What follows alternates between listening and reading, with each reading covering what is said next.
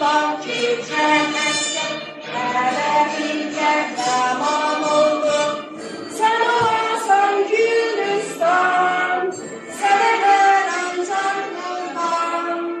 Senemin günler öper, sinemde tutmuş mekan. Namusunu hissetmeyen,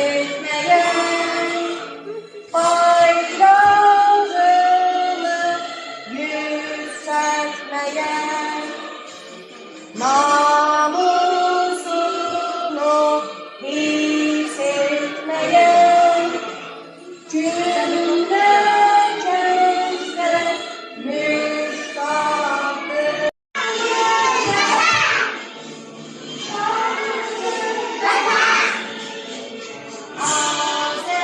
Azerbaycan, Azerbaycan, Azerbaycan, Azerbaycan.